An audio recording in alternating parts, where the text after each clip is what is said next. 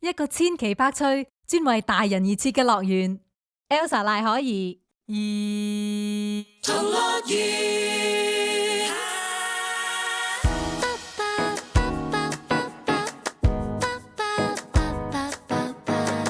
Happy Saturday！ 歡迎你嚟到可兒同你嘅樂園兒童樂園，我係 Elsa 可兒啊。嚟到5月16號嘅兒童樂園係 Victoria Day Long Weekend 啊，同大家講聲 Happy Long Weekend 先。今個 weekend 有咩節目啊？大家會唔會去一個 road trip 咁呢？我今個星期咧就啱啱先至回歸多倫多，今次溫哥華之旅咧食咗好多嘢啊！咁啊中菜啦、日本菜啦、意大利菜啦、越南菜啦等等，翻到嚟多倫多咧就真係要體重管理下啦。仲有一樣嘢咧，我係要調節嘅咧，就係時差。雖然溫哥華同埋多倫多咧只係差3個鐘頭，但係3個鐘咧就係3個鐘啦，都要校翻啱身體嘅時鐘。所以朝早起身咧就更加要靠鬧鐘啦。咁但係朝頭早鬧鐘啷一聲咧，真係成個人都嚇咗一跳啊！原來鬧鐘對我哋嘅身體健康真係有啲影響嘅，但係有咩影響呢？如果一定要校鬧鐘起身，又有啲咩巧妙可以冇咁傷身呢？一陣間問題兒童環節就同你拆解啦。今日咧因為都有好幾個現場直播，帶啲好介紹俾大家，都係唔係好夠時間播問長問短精華版人物專訪啊。咁不如就送上有幾個星期都冇出過場嘅心理捉迷藏環節啦。嗱，今次心理捉迷藏講嘅呢一個 topic 咧，同你同我都好有關係，就係講下你有幾大胃口，食幾多嘢，竟然可能係同你嘅廚房有關嘅。唔想肥真係要留意下啦。我仲會講下一款咧新推出嘅雪糕，直頭係一個味覺嘅震撼彈啊！點解呢？一陣間再同你揭曉。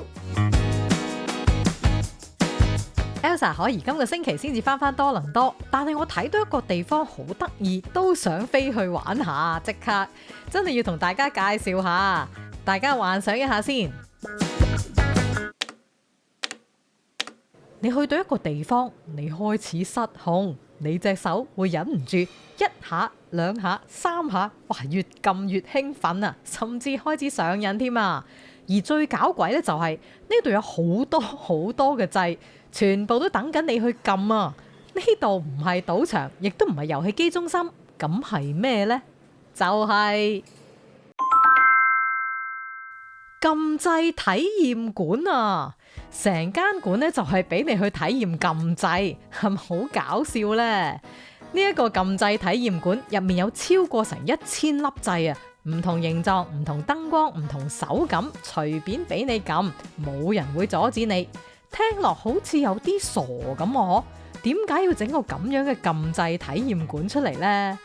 不過諗落其實又唔係冇道理嘅。你覺唔覺撳掣對人呢好似有一種魔力咁啊？細個你會唔會見到電梯掣呢？可能會搶住撳邊一層樓啦。有啲人搭電梯咧，仲會不停咁撳閂門嗰個掣，好似撳得夠快夠多咁咧，就可以快啲閂門咁。日本竟然咧真係有人認真咁研究呢一種心理啊！東京有一間公司叫做島田電機，專門咧就係整電梯掣同埋顯示器，你都可能會撳過佢整嘅掣都唔定噶。有一日竟然有家長問佢哋：喂，可唔可以俾我嘅小朋友盡情咁撳電梯掣啊？聽落好似有啲過分啊，嗬！但係點知呢一間公司竟然話好啊，於是就俾人哋去佢哋嘅工廠參觀，可以喺佢哋工廠入面撳嗰啲 display 出嚟嗰啲電梯掣係咁撳。點知呢件事咧就開始失控啦！佢哋個工廠咧曾經變成日本最難預約參觀嘅工廠啊，因為人人都想去合法咁樣亂撳掣。於是佢哋就開咗全球第一個撳掣體驗館啦。概念好簡單，喺現實世界好多掣你都唔可以亂撳，但係呢度咧就任得你撳啦。大家細個想玩 lift，撳晒 lift 入面全部嗰啲層數嘅掣，但係又唔敢，喺呢度就可以實現你嘅心願啦。你仲可以將撳掣嗰種樂趣咧帶翻屋企，因為喺撳掣體驗館連掣都可以做紀念品，入面有大量製嘅扭蛋啦、鎖匙扣或者係磁鐵等等，甚至有1:1真實電梯製嘅模型啊！你可以買個開門掣返屋企日日撳，雖然就係冇乜用，但係就好療癒。你會唔會想去撳掣體驗館呢？ Elsa 可以比較有童心，如果我去開東京呢，我都可能會想去玩下。我 post 咗撳掣體驗館嘅相上去 Elsa 可以嘅 Facebook 同埋 IG 俾大家睇睇啊！撳掣多人中意，燒雞亦都好多人中意。今個星期 Elsa 可以會送2份 Faith Craft Kitchen 中意坊優質美食及黑毛豬專賣店嘅即煮雞翼。Faith Craft Kitchen 嘅燒烤人氣精選系列咧，全部已經醃好晒噶啦，有黑毛豬扒啦、金沙骨同埋黑毛豬肉腸，仲有牛仔骨、羊架雞翼等等。BBQ 季節就嚟到啦，買嚟 BBQ 咧真係又方便又惹味啊！我自己咧其實會平時買嚟放入焗爐就咁焗嚟食啊，輕輕鬆鬆咧就有一餐好味嘅餸啦，咁啊唔使自己煩啊嘛！想免費試下？即刻 follow Elsa 可怡嘅 Facebook 或者係 IG， 同埋喺今集嘅 post 嗰度留言話想參加抽獎啦。又或者你都可以上去 faithcraftkitchen.com 嘅網站睇睇嘅，佢真係有好多唔同嘅菜式俾你揀噶。一陣間翻嚟到問題兒童環節啦 ，Elsa 可怡咧同你講下鬧鐘竟然會偷走你嘅健康。如果一定要校鬧鐘，又有咩方法可以冇咁傷身呢？唔好行開啊！童樂園點解嘅？咁都得？咩嚟㗎？唔係啩？係真㗎？有趣嘅問題，有用嘅答案，滿足好奇嘅問題兒童。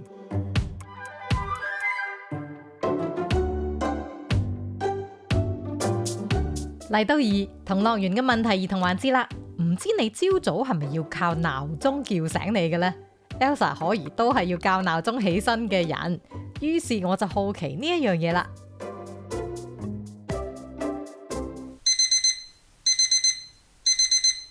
唉，朝朝鬧鐘響都嚇一跳啊！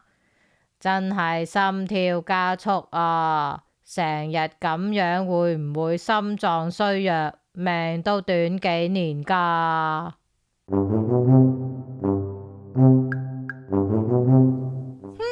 究竟成日都俾鬧鐘嚇醒，會唔會真係嚇到身體出問題嘅呢？如果一定要校鬧鐘起身，又有咩巧妙可以冇咁傷身呢？呢樣嘢真係非常之切身啊！我估你都可能好想知道啊！不如等 Elsa 可怡呢一個問題兒童同你拆解下先。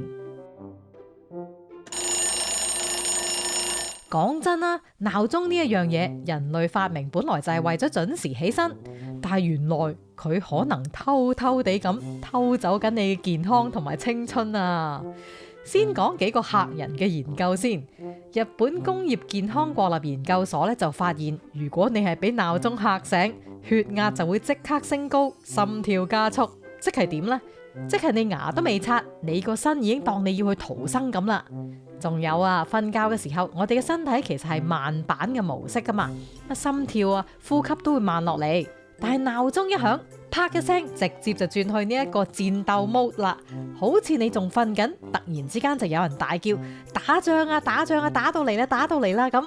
你諗下，如果你每日都係咁樣嚇醒，個身體會點呢？冇錯，長期壓力、血壓高，仲可能會影響心血管健康。仲未完喎，有醫學期刊就指出，如果你喺深層睡眠嘅時候咁樣俾鬧鐘叫醒，你嘅腦會短暫咁變成咗好似飲醉酒咁嘅狀態。係啊，你冇聽錯啊，醒咗都仲好似醉緊咁，記憶力差啦，反應慢啦。呢個狀態最嚴重係頭嗰10分鐘，但係其實咁嘅狀態可以維持成2個鐘頭噶。怪唔知得返到公司，人到個腦都唔到啦。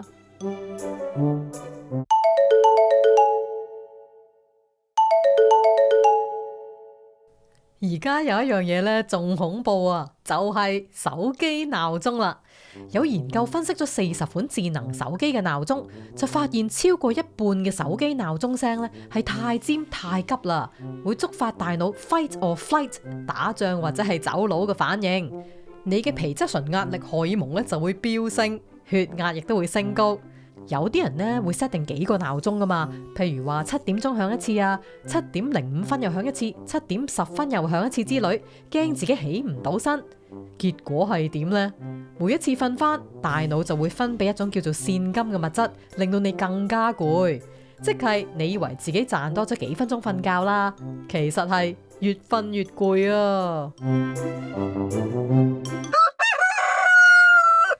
專家其實就建議最理想就係瞓到自然醒啦。不過呢樣嘢真係有啲阿媽係女人，如果一定要校鬧鐘起身，其實係有啲巧妙可以冇咁傷身嘅。等 Elsa 可以同大家分享下先。第一就係要揀一個溫柔啲嘅鈴聲啦。研究話理想嘅鬧鐘聲咧有3個特點嘅。第一就係頻率大約喺500 Hz， 唔好太尖。節奏亦都要穩定，大約每分鐘100至到120拍。旋律亦都要簡單，好似歌咁就最好啦，輕輕咁叫醒你。嗱，如果你用 iPhone 嘅話咧，其實有啲比較友善啲嘅鬧鐘響聲選擇嘅。最好嘅選擇咧就係一個叫做 Sencha 嘅鈴聲，旋律比較柔和，好似有人輕輕同你講起身啊，唔使驚咁。另外咧有2個 iPhone 嘅鈴聲咧都係唔錯嘅鬧鐘聲嚟嘅。一個叫做 By the Seaside， 聽落咧有啲海邊度假 feel 啊，冇咁刺激。同埋另外一個咧就叫做 Steps 嘅鈴聲，節奏都係相當自然嘅，好似有人慢慢行過嚟叫你起身咁。呢啲咧都比起警報級嘅鬧鐘聲咧就 friendly 好多啦。我都舉手啊 ，Elsa 可怡真係親身試過啊，將我個 iPhone 鬧鐘鈴聲咧就改咗，起身嘅時候咧真係冇咁 stressful， 真係舒服啲啊！大家真係不妨試試啊！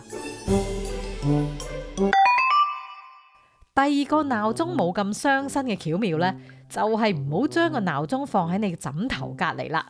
電子產品有電磁場，建議呢最少離你個頭1米，同時呢放遠啲仲有個好處，你一定要起身行過去熄鬧鐘啊嘛。好啦，第3呢就係試下呢一個叫做20分鐘嘅策略啦。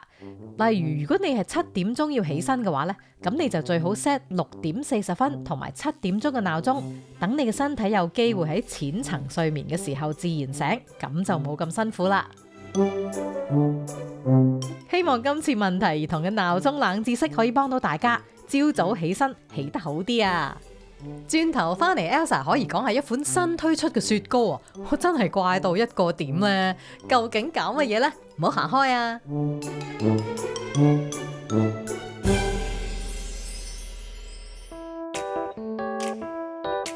！Elsa 賴可怡同你一齊 enjoy 千奇百趣嘅樂園，咪就係兒童樂園。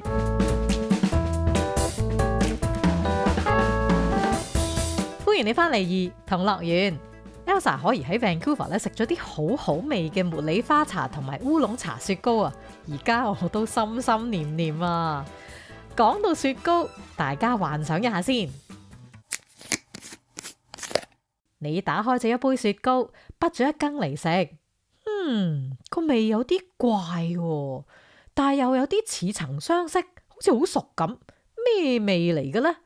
個味道令你諗起新年啊，係啊，係農曆新年嘅臘味嘅味道啊！咦，唔通我哋太掛住呢一個農曆新年嘅臘味飯？但你真係食到臘味味喎，搞咩呢？你望下個雪糕杯蓋，吓？乜原來呢杯係臘味雪糕啊！係啊，唔係你聽錯，係將臘腸、潤腸變成雪糕啊！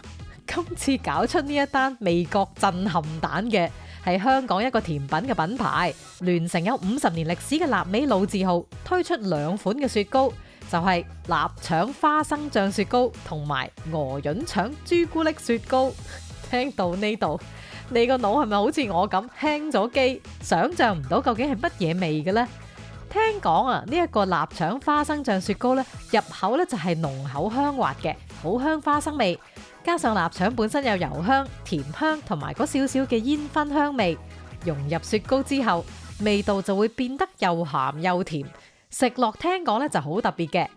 而聽講呢一個鵝潤腸黑朱古力雪糕咧就更加之奇特啦，黑朱古力本身係有少少苦苦地噶嘛，咁啊加入呢一個鵝潤腸之後，臘味嗰啲濃厚嘅鹹同埋朱古力嘅醇呢，層次聽講就更加豐富。不過感覺真係好似仲怪同埋仲重口味咁啊！係咪想挑戰下自己嘅味覺呢？呢兩款雪糕原來上2個禮拜喺香港一個市集度推出咗杯裝，睇下大家有咩反應。大家如果咁啱喺香港試過，記得留言話我聽，你覺得點啊？如果一定要 Elsa 可以用一啲餸嚟整雪糕呢，唔知點解我會諗到葡國雞啊！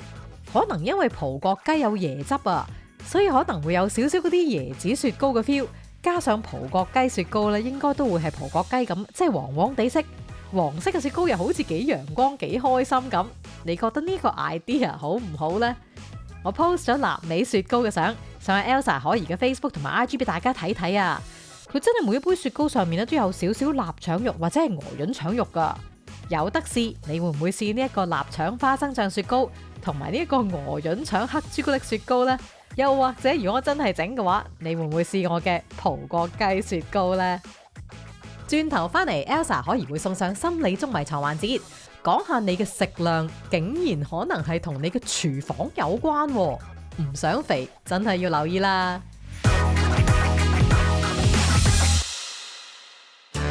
2同樂園，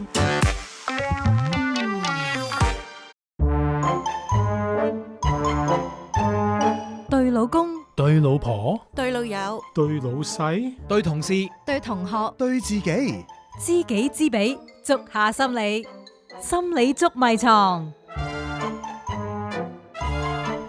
翻嚟第4 part 嘅2同樂園 ，Elsa 可怡咧為你送上心理捉迷藏環節啦。今次呢一個 topic 咧有趣得嚟，可能好影響到大家。嗱，你有冇試過翻到屋企見到廚房粒粒亂？你明明都唔肚餓嘅，但係咧你就走咗去開包薯片啦，滗杯雪糕嚟食，點解呢？你有冇諗過，原來係同你廚房嘅呢一樣嘢有關嘅？就係你嘅廚房亂唔亂啊？原來廚房亂係會令到人食多咗嘅，呢個仲係有科學根據添啊！美國康奈爾大學嘅食品同埋品牌實驗室咧就曾經做過一個研究，研究人員咧就揾咗96位參加者，分成2組。第一組咧就入去一個好乾淨整齊嘅廚房，第二組咧就入咗一個超級混亂嘅廚房，台面係有碗啊、有碟啊、有沙不冷餐，亂到咧好似啱啱拍完《地獄廚神》咁啊！研究人員同參加者咧就咁講啦，我哋咧就研究緊個人風格同埋口味關係，但係其實咧佢哋真正嘅目的咧就係偷偷咁觀察呢一班人究竟食咗幾多零食啊！結果發現喺混亂廚房嗰班人呢，10分鐘之內平均食多咗53個卡路里啊！嗱，53個卡路里聽落都好似唔係好多啫，咁啊大概等於可能係半包薯片啊，或者一條細嘅朱古力咁。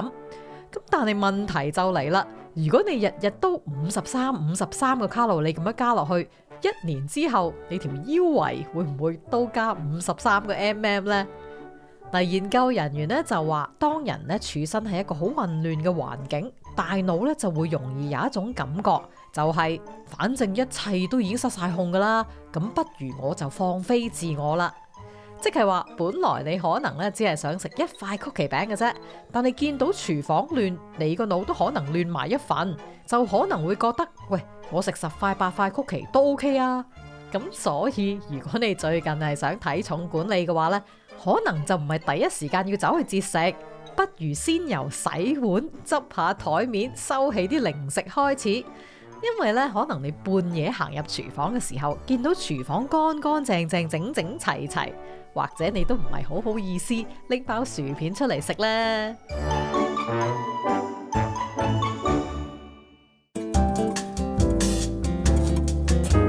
非常多謝你聽今集嘅2同樂園，希望你中意今集嘅內容啊！記得 follow Elsa 可怡嘅 Facebook 或者係 IG， 同埋喺我今集節目嘅 post 嗰度留言參加抽獎，令 Faith Craft Kitchen 中意坊醃好晒嘅即煮雞翼啦！中意聽千奇百趣、古靈精怪嘅內容，記得訂閱我呢個 channel 啊！每個禮拜都會出一集噶，撳埋個鈴鈴，有新一集即刻通知你。多謝你嘅支持啊！大家 Happy Long Weekend 啊！Elsa 可以下個星期再見你啦，拜拜。